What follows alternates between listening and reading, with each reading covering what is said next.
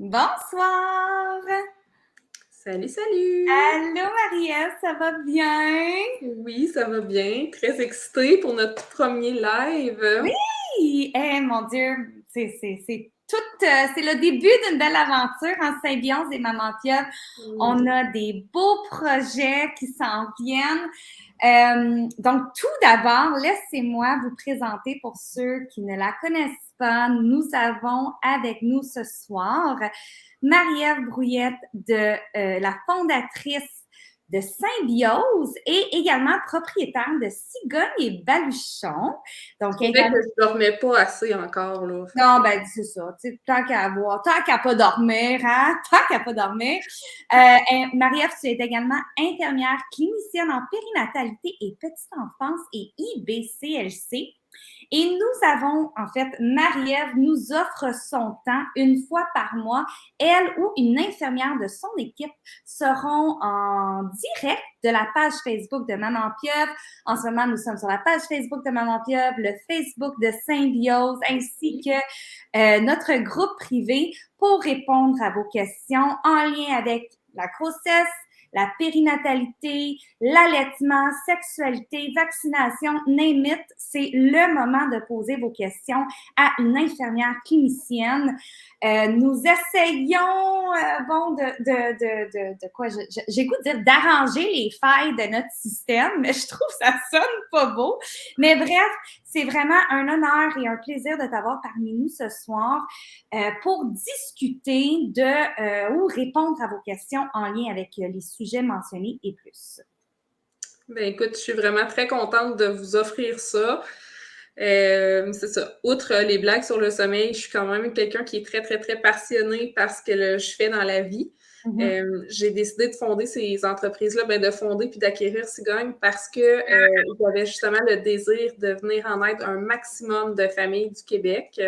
Donc, d'offrir comme ça de mon temps, mais pour pouvoir un peu éclairer les mamans et les papas sur différentes questions qui touchent. Puis, tu sais, souvent, on a tendance à pas savoir à quel point notre statut d'infirmière nous permet d'aller un peu ratisser large au niveau de la prévention, des soins puis tout ça. Donc, de pouvoir faire bénéficier comme ça des gens avec des questions, c'est toujours un grand plaisir pour moi. Oui, et des fois, j'ai le goût de dire, des fois, on cherche des réponses à nos questions et Google est parfois contradictoire. Oui. Parfois, on a des questionnements, on ne sait pas vers qui se tourner et notre rendez-vous chez le médecin, c'est dans plusieurs semaines. Alors, au moins, on vous offre l'opportunité, là, au moins une fois par mois, de discuter avec une infirmière qui est Marie-Ève ou quelqu'un de son équipe. Alors, ça nous fait vraiment plaisir. Donc, n'hésitez pas durant le live. On a eu des questions qui ont été envoyées en privé. Oui. On va en discuter, mais si vous en avez en direct ou en rediffusion, n'hésitez pas de nous les écrire en commentaire et nous allons les répondre. Y répondre. Évidemment, je ne suis pas la science infuse. Je reste à jour autant que possible, mais si jamais ce soir j'ai des questions que j'ai l'impression que je n'ai pas nécessairement tous les outils pour bien répondre, soyez assurés que je vais vous revenir en commentaire sous le live avec une réponse qui va s'avérer le plus complète possible. Là, c'est quelque chose auquel je tiens. Donc, si je ne sais pas, vous allez quand même avoir une réponse. Et mentionnons aussi qu'évidemment, ce n'est pas une consultation privée car nous sommes live et accessibles à des milliers de personnes. Donc, si jamais la question elle est trop précise, Marie-Ève, tu vas rediriger ou peut-être la discussion peut se continuer en privé. Mentionnons-le car tu offres de la télémédecine, hein, des rendez-vous en télémédecine. Toi et ton équipe, tu as une belle grande équipe. Donc, si jamais vous êtes pris, symbiose.com. Donc, je peux Exactement. vraiment vous aider. Merci pour la belle publicité. Ben oui, ben, tant qu'à y être. Hein? Donc, les questions que nous avons reçues sont des questions un peu, comme je dis, le d'ordre, c'est pas tous en lien avec l'allaitement. Donc, la première, c'est sur les allergies saisonnières qu'on a reçues pour les enfants. Donc, le beau temps arrive, on a eu le printemps. Et là, nos enfants de moins de 5 ans, comment qu'on peut déterminer si c'est une allergie saisonnière? Quels sont les signes à identifier pour les allergies saisonnières de nos enfants et que pouvons-nous faire? C'est une bonne question parce qu'en effet, on a encore des volées de pollen. Des fois, on dirait quasiment qu'il neige dans certains secteurs tellement il y en a. Puis, on a aussi eu récemment les feux de forêt qui ont impacté aussi sur la qualité de l'air puis qui a pu provoquer des symptômes qui pouvaient s'apparenter à des allergies saisonnières chez certains. Oh. Fait que là, on a comme eu un beau cocktail cette année au Québec en début comme ça de saison des allergies. Bon, ce qu'il faut savoir d'emblée, c'est qu'au niveau des allergies saisonnières, c'est un peu moins commun chez les 0-5 ans. C'est quelque chose qui a plus tendance à arriver plus tard dans l'âge, mais c'est pas impossible. Okay. Mais c'est moins commun qu'au niveau des adultes. Les allergies saisonnières, c'est souvent des symptômes qui vont s'apparenter un petit peu à ceux du rhume. Fait qu'on va avoir de la congestion nasale, on peut avoir un peu mal à la gorge. Ce qui est différent du rhume, puis qui souvent ne nous ment pas beaucoup, c'est au niveau des yeux qui sont rouges, qui sont un peu boursouflés, un enfant qui se met à se frotter énormément les yeux, à avoir un peu des sécrétions nasales, mais qui sont claires. Fait que c'est pas coloré, ça s'accompagne pas généralement de toux, ou si un petit peu de toux, des fois c'est juste parce que le mal de gorge les fatigue, fait que c'est une petite toux qui est sec, qui n'est pas nécessairement des toux qu'on va dire, là, des toux grasses, là, qu'on sent que ça remonte un petit peu. Fait que ça, c'est souvent comme ça qu'on va les reconnaître, ces allergies saisonnières-là, chez les jeunes enfants.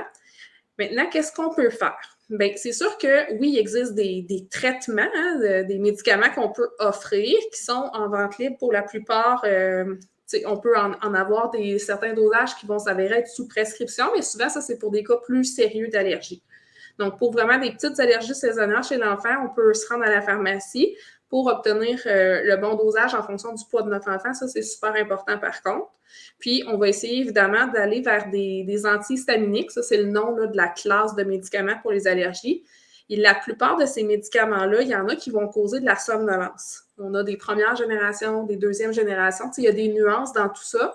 Mais si votre enfant fréquente la garderie ou, ben là, c'est la fin de l'année scolaire, mais si vous avez un maternel 5 ans, ben, il faut y penser à ça parce que si on leur donne un antihistaminique le matin avant qu'ils partent pour la garderie ou autre, ça se pourrait qu'ils soient très, très, très somnolents et tout ça. Fait que l'éducatrice, ça pourrait le trouver un petit peu étrange. Fait que ça, il faut évidemment être très transparent sur ça. C'est pas un motif de ne pas se rendre en milieu de garde. C'est pas contagieux des allergies saisonnières, mais c'est ça. Par contre, ben, c'est bien beau de vouloir les traiter, là, ces allergies-là, mais idéalement, ben, on essaie de faire de la prévention pour minimiser les choses, puis évidemment, essayer que l'enfant soit le plus confortable possible. Puis ça, souvent, ça va passer par des petits gestes, comme entre autres les toilettes nasales. On n'en parlera jamais assez, on en parle dans le contexte des virus respiratoires et tout ça, mais c'est la même chose au niveau des allergies saisonnières. Souvent, c'est les choses, justement, le pollen, des arbres, de différentes plantes. En fait, il y a des petites variantes, mais qui va venir rentrer au niveau des voies nasales, puis qui va se loger là, puis qui va provoquer des réactions. Donc, si on aide notre enfant en faisant des toilettes nasales plusieurs fois par jour, on se trouve un peu à enlever l'agent qui est irritant, qui reste en place dans son système. Fait que des toilettes nasales, ça, c'est quand même très, très, très aidant à cet effet-là. Aussi, des petits gestes, des fois, on n'y pense pas. Il commence à faire un beau soleil, si on a une corde à linge, c'est super intéressant. Se coucher dans un lit qui a séché sur la corde, c'est tellement le fun. Mais si on a des allergies saisonnières, c'est vraiment pas une bonne idée, parce que là, vous venez de filtrer toutes les particules de pollen d'une journée, puis vous vous couchez dedans ou vous couchez votre enfant dedans. Donc, ça, faire attention à ça, ouvrir les fenêtres dans la maison, c'est super tentant, mais encore là, un petit peu moins quand on a des personnes dans la maison là, qui vont réagir plus dans des périodes comme ici. OK. Donc là, tu as parlé des je sais pas si... Antihistaminiques. OK. Mais il me semble que c'est pas suggéré pour femmes enceintes ou pour enfants 0-5 ans. Donc là, on parlerait plus de en haut, des enfants là, qui ont plus que 5 ans, que là, on peut remarquer qu'il y a les yeux boursouflés, le coulement de nez, mais c'est clair, la petite gorge sec qui dérange. Ça, on peut le voir plus que... Donc ça serait pour des enfants âgés de plus de 5 ans. Exactement. En bas de 5 ans, c'est pas que c'est complètement impossible, mais ça va être sous prescription, comme je vous disais, là, pour aller chercher certains dosages pour nos plus jeunes. Parfait. Quand c'est en haut de 5 ans, on peut aller chercher en vente libre. À ce moment-là, il faut quand même aller valider avec le pharmacien pour, au niveau, comme je disais, du poids, parce que souvent, ils vont marquer en âge en arrière, mais le poids fait une grande différence là, au niveau des dosages. Puis pour les femmes enceintes, même chose, le rince-nez, l'hygiène nasale, parce qu'enceinte non plus, on ne peut pas prendre plein d'affaires, là. Exactement.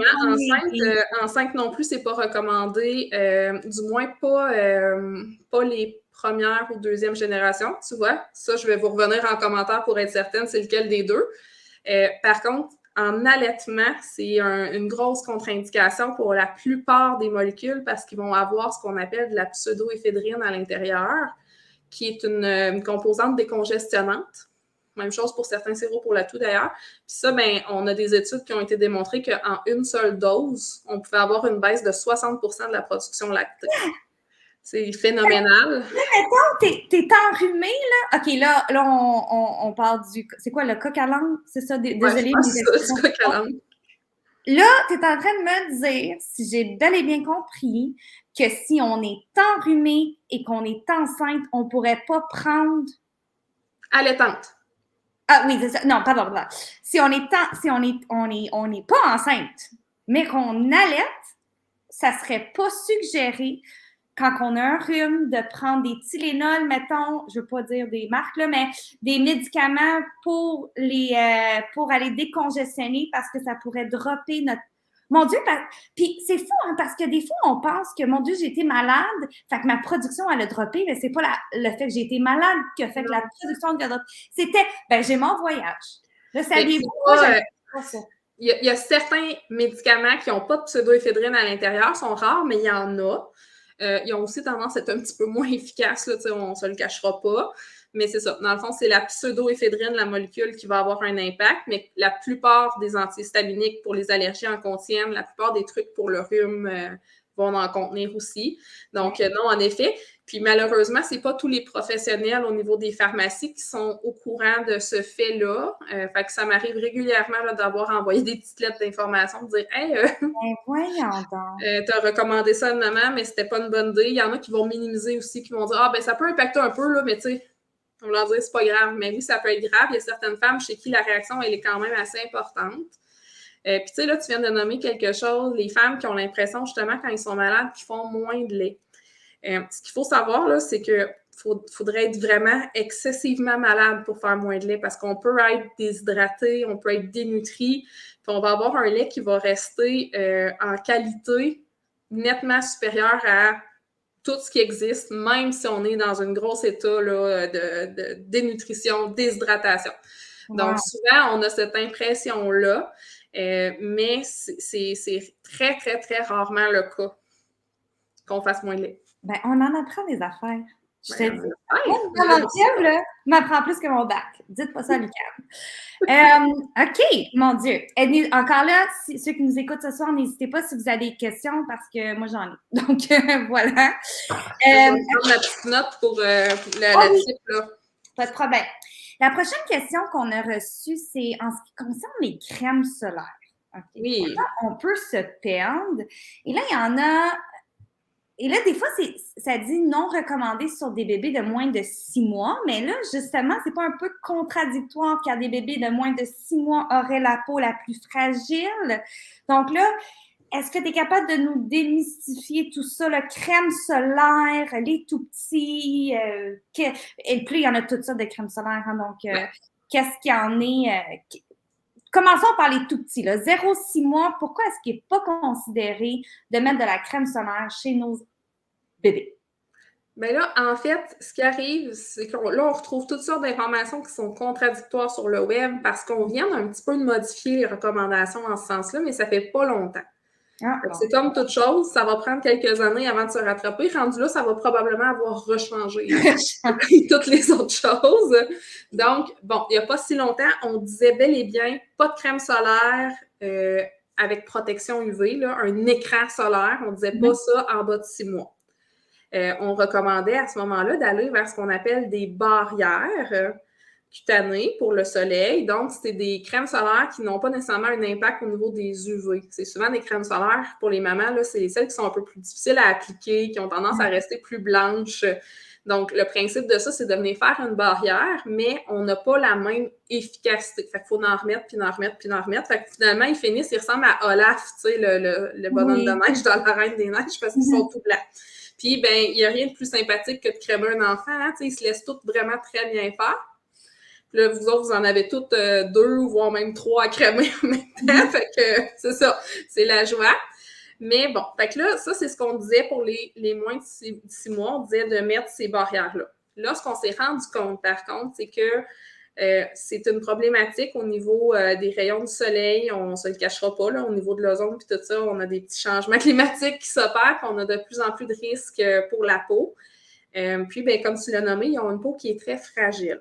Alors, on a un petit peu modifié notre discours pour dire, bon, c'est pas l'idéal, mais si on n'a pas le choix d'exposer notre bébé, tu sais, on va à la ronde en famille, on a beau mettre un petit chapeau à bébé, le mettre en porte-bébé ou en poussette, mais tu sais, là, à un moment donné, c'est la vie, on peut pas toujours rester à l'ombre. Bon, mais si on sait qu'on va exposer nos enfants puis qu'on peut pas mettre d'autres moyens en place, bien à ce moment-là, on dit on va mettre la crème solaire, même s'il y a moins de 6 mois. Fait que là, ça, c'est la petite nuance là, qu'on vient d'ajouter au niveau des recommandations.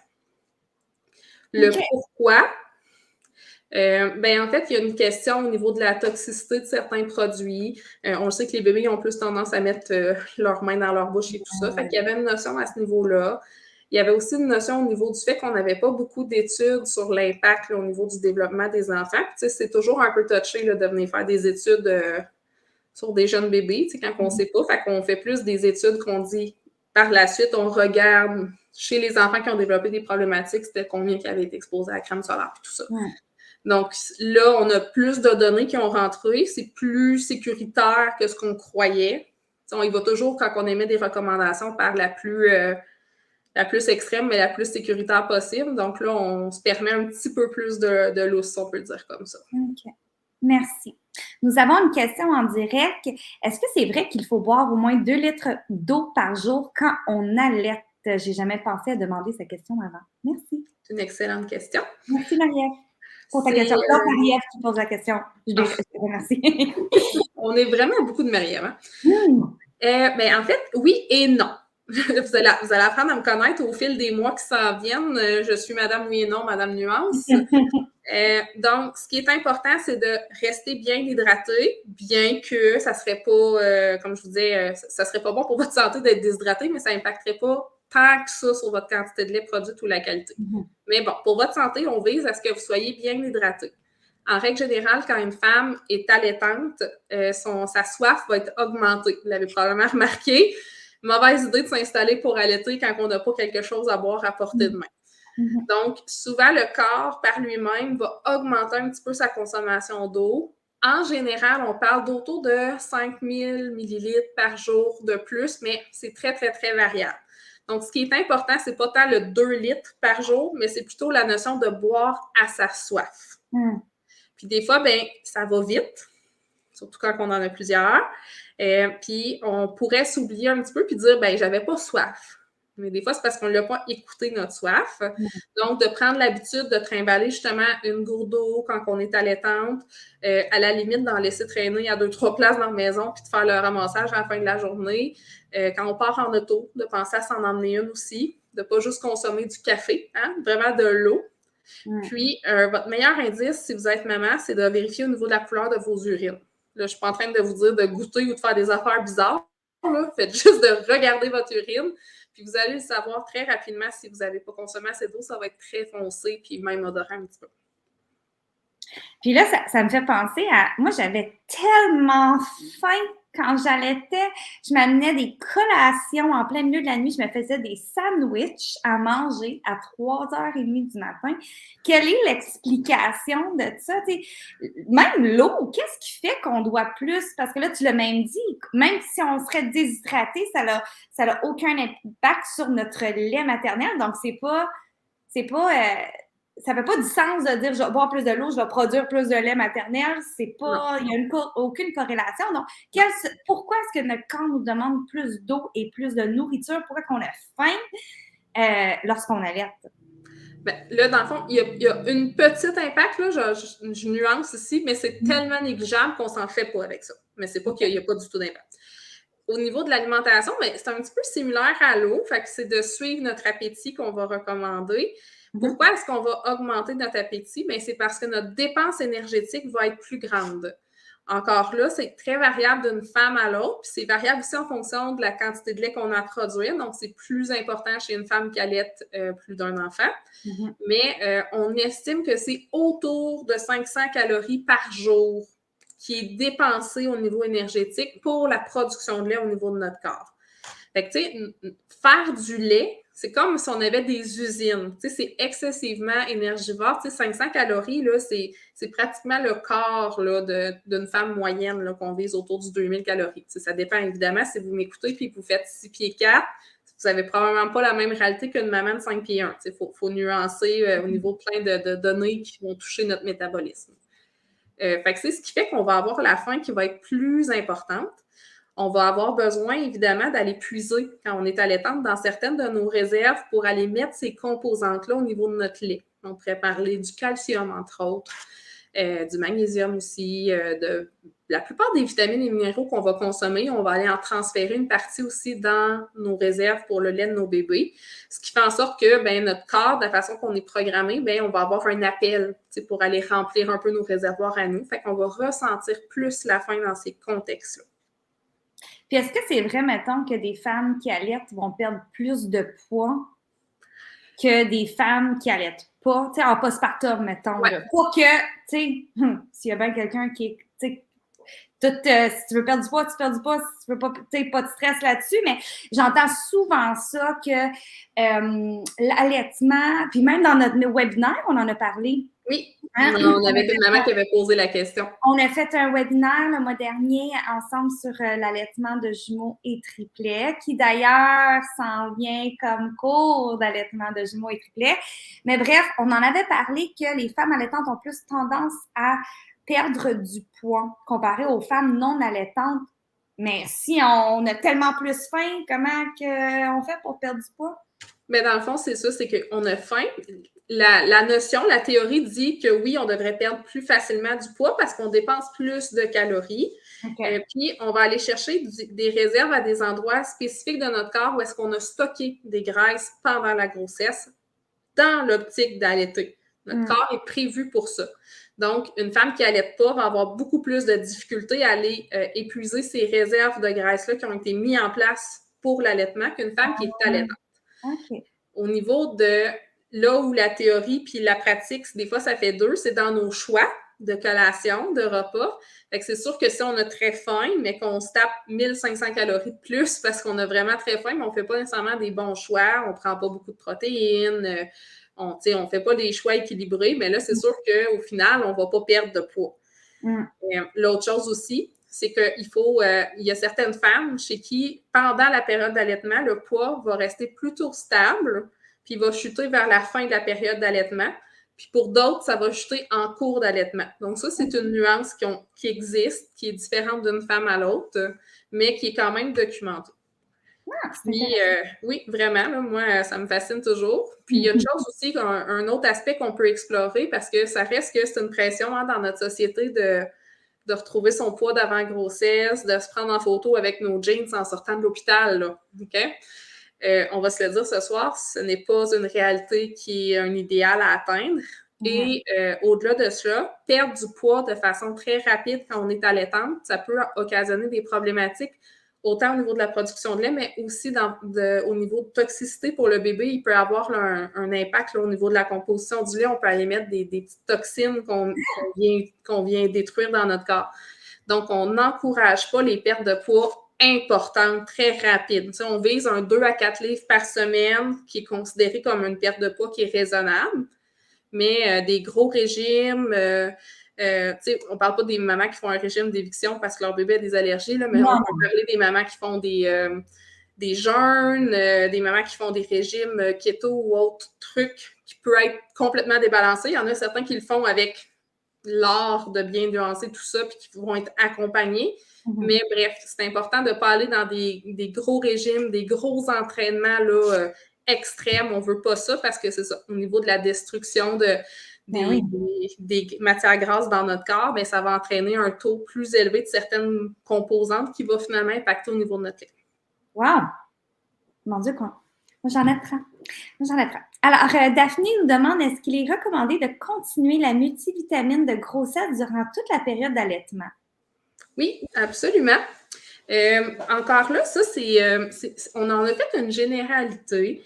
Ce qu'on recommande, en fait, c'est que pour une femme qui est allaitante, c'est de prendre des multivitamines. Parce qu'on le sait que ça va aller chercher dans ses réserves à elle. Puis, on n'est pas en mesure au Québec de dire que toutes les femmes allaitantes ont une alimentation là, qui est balancée, qui est équilibrée, qui est adéquate. Donc, on ne prend pas de chance, on aime mieux dire une notion générale de prendre une multivitamine. Puis souvent, la multivitamine qu'on a pris tout au long de la grossesse, ça va comprendre des éléments qui sont dosés en quantité qui sont considérés comme étant corrects là, pour notre période d'allaitement. On voit apparaître un petit peu sur le marché certaines compagnies qui vont aller plutôt faire des vitamines spécifiques à la femme allaitante. Il y a une petite nuance, là. Il y a des petites différences au niveau des dosages, mais ce qui est important de retenir, c'est que si vous avez une multivitamine prénatale, normalement, c'est une multivitamine qui va parfaitement convenir. Si vous ne prenez pas vos multivitamines prénatales, mais que vous avez une alimentation qui est diversifiée, qui est riche en fruits, en légumes, qui est balancée, là, je suis loin d'être nutritionniste, mais on connaît notre guide alimentaire canadien, mais à ce moment-là, ce n'est pas nécessairement une obligation des multivitamines. Très bien. J'espère que ça répond à ta question, Daphné. On a une autre question. Donc, là, on change complètement de sujet, ou peut-être pas tant. On va parler de sexualité et sexualité postpartum. Donc, on a reçu une question disant qu'une maman avait une césarienne, mais pourtant que ses relations sexuelles lui faisaient mal.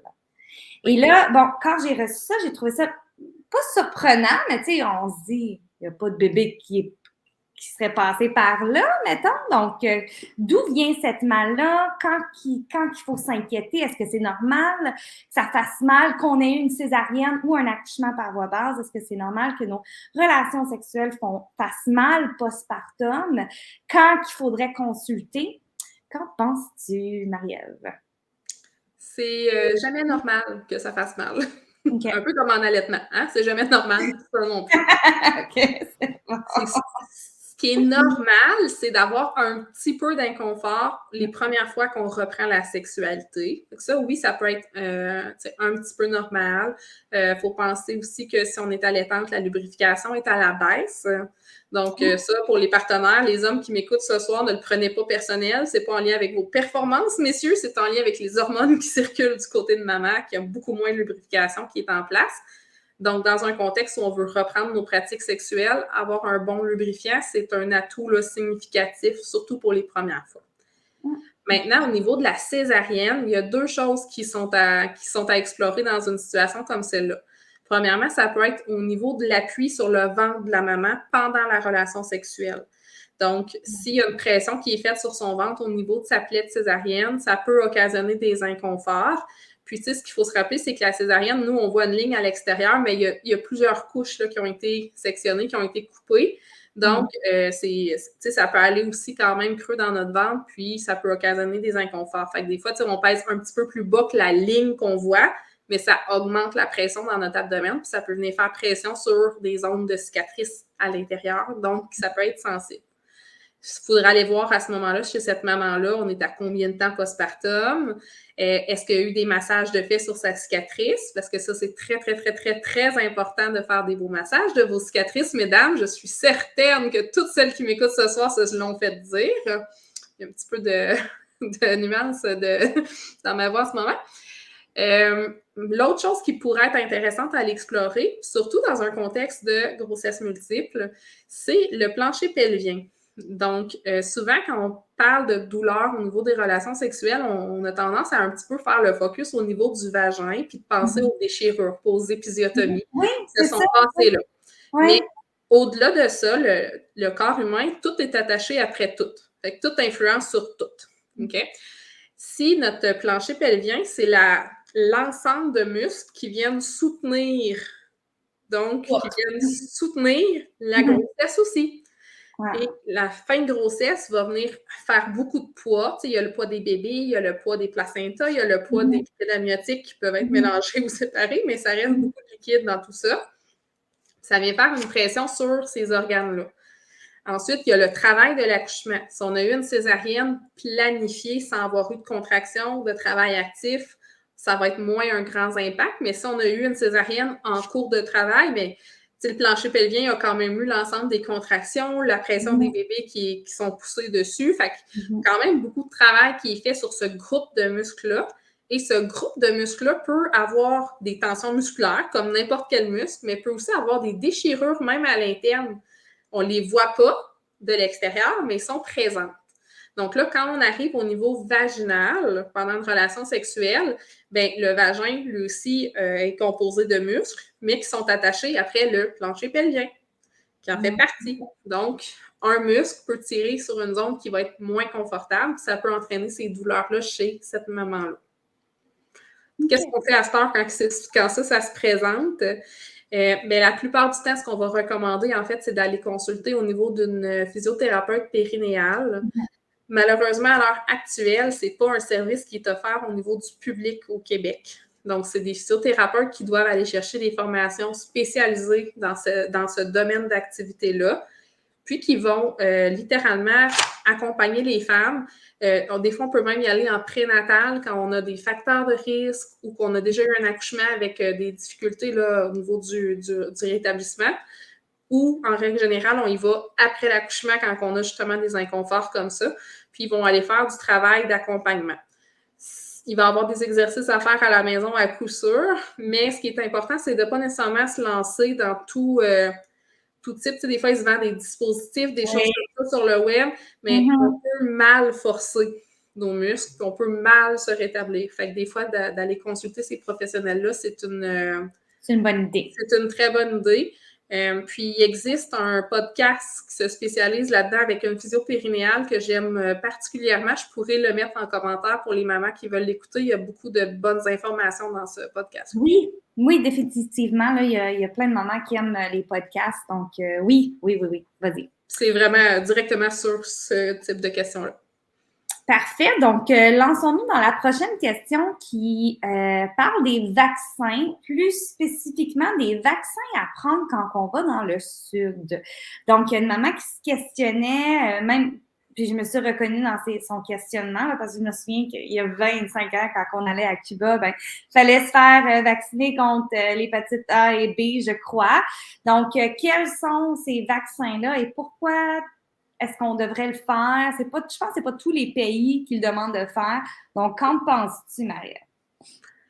Bon, au niveau des vaccins, première information que je veux mettre vraiment très claire pour tout le monde, c'est que les vaccins, c'est un choix qui est personnel.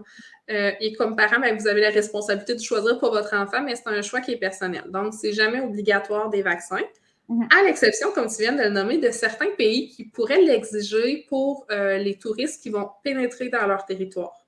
Fait que c'est pas si commun que ça, que c'est exigé. La plupart du temps, c'est fortement recommandé, mais il y a bel et bien des vaccins qui peuvent être exigés. Fait que ça, il faut toujours vérifier quand on se rend sur une destination qu'il n'y a pas ces exigences-là. Maintenant, au niveau de l'hépatite A, l'hépatite B, dans la plupart des pays qui sont en voie de développement, donc des pays qui sont moins riches, moins favorables au niveau de la santé, c'est deux virus qui circulent, qui sont distincts, mais qui vont toucher tous les deux au niveau du foie. Ce qu'il faut savoir, c'est que c'est des virus qui vivent très longtemps à l'extérieur du corps humain. Fait que le risque de contagion est beaucoup plus important que bien d'autres. Donc, l'hépatite A, c'est les selles humaines qui sont contaminées. Là, c'est le bout où si vous m'écoutez et que vous n'avez pas encore soupé, vous êtes en train d'allaiter puis vous collationnez, je vais vous lever le cœur. Mais dans le fond, c'est que si, là, moi, là, je mange une pomme puis que le cuisinier qui me l'a servi, ben, il ne s'est pas eu lavé les mains en sortant des toilettes, ou il s'est lavé, mais il a touché à la poignée que l'autre d'avant n'a pas lavé ses mains. Tu sais, ça peut aller vite de même. Mais je vais me retrouver avec une partie du caca du monsieur dans ma bouche. Puis ce caca-là peut être contaminé par l'hépatite A. Bon, fait que là, je vous l'avais dit, je vais vous lever le cœur. Mais c'est un peu ça qui se passe. Fait que ça, on va le retrouver au niveau, là, la plupart du temps, des aliments ou des objets. Puis ça peut vivre quelque chose comme 7 jours, là, si c'est pas plus que ça. Là. Je pourrais en commentaire vous mettre les chiffres exacts, mais tu sais, c'est impressionnant, comme je vous dis. L'hépatite B, elle, ça va être au niveau des liquides humains. Donc, pas nécessairement juste au niveau des selles, mais au niveau de la salive, au niveau du sperme, des sécrétions vaginales, du sang, évidemment. Puis, encore là, ça aussi, ça peut vivre à l'extérieur sur un objet. Donc, si j'ai salivé sur quelque chose, j'ai porté une cuillère à ma bouche, puis quelqu'un d'autre la porte à sa bouche sans l'avoir nettoyée, par exemple. J'ai touché une poignée de porte, hein, mon enfant passe, touche la poignée de porte, puis les enfants, ils mettent jamais leurs mains dans leur bouche. Bon, ben c'est le genre de situation où est-ce qu'on pourrait avoir une contamination avec l'hépatite A ou B, tout dépendamment de la situation. C'est une maladie qui est facile à prévenir avec la vaccination maintenant. Donc, c'est sûr qu'on en voit de moins en moins dans nos pays à nous, mais ça reste une réalité qui est présente ailleurs. C'est pour ça que quand on va dans ces pays-là, on vous encourage fortement à vous assurer que vous êtes vacciné, puis que vous avez la bonne couverture vaccinale. Tu sais, c'est pas je me fais vacciner la veille avant de partir, puis je peux y aller. Il faut qu'on laisse le temps à notre corps de métaboliser les anticorps qu'on veut produire, puis tout ça. La réponse immunitaire adéquate. Merci. Merci, Maria. Alors, on avait reçu une dernière question en banque et ensuite, s'il n'y a pas d'autres questions, nous allons cloître notre tout premier mercredi en direct. Donc, la question qu'on avait reçue, c'était pourquoi on produit plus de lait maternel durant une deuxième grossesse? Ça aussi, mon Dieu, on a des bonnes questions. Je suis contente. J'aime vraiment ça. C'est super stimulant pour moi en plus. Alors, ce qu'il faut savoir, c'est que quand on allaite un bébé, tu sais, je vous ai parlé un petit peu en début de rencontre que nos seins, c'est un peu comme des usines, tu sais, qui vont venir fabriquer le lait. Mais nos usines, à l'intérieur, ils ont des travailleurs. Puis ces travailleurs-là, mais avec le temps, ils vont gagner en expérience. Bon, là, ça, c'est la façon très illustrée de le dire. Maintenant, si on pourrait regarder dans vos seins, ce qu'on pourrait se rendre compte, c'est que finalement, nos cellules qui font le lait, nos lactocytes, vont devenir plus sensibles en général aux hormones comme la prolactine, entre autres, qui sont responsables de stimuler la production de lait. Okay. On va donc avoir une plus grande sensibilité, une meilleure réponse. Puis, on peut aussi avoir, dans certains cas, une croissance glandulaire plus importante pendant la deuxième grossesse. Donc, plus que j'ai de travailleurs, mais plus que je vais avoir une productivité là, au niveau de mon usine. Encore là, il y a des nuances. Au niveau, par exemple, si mon premier allaitement, j'ai eu un seul bébé, né à terme, super de bonne santé, un allaitement qui va, tu sais, quand même, somme toute, très bien. Puis là, on arrive à une deuxième grossesse, des jumeaux, puis on va dire qu'ils arrivent de façon prématurée vers 33 semaines. Mais c'est sûr que là, là, on a un allaitement prématuré, mais ce n'est pas le même contexte. Donc, on n'aura pas nécessairement la même qualité de stimulation. On va tout mettre en place pour stimuler quand même pour la maman et tout ça. Mais c'est sûr que c'est une généralité que de dire qu'on va avoir plus de lait à une deuxième grossesse à cause des facteurs, comme je vous disais, de plus grande sensibilité. Mais il y a quand même des nuances à explorer qui font en sorte que ça pourrait être moins le cas. Autre chose, on ne va pas juste faire plus de lait, on a tendance à observer aussi une montée de lait qui va être un petit peu plus rapide chez les mères qui ont déjà eu une expérience d'allaitement.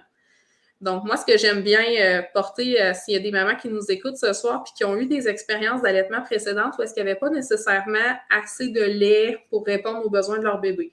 Ce qui, soit dit en passant, est rare. Hein? C'est la première raison d'arrêter l'allaitement, mais concrètement, la réalité dit que c'est très rare.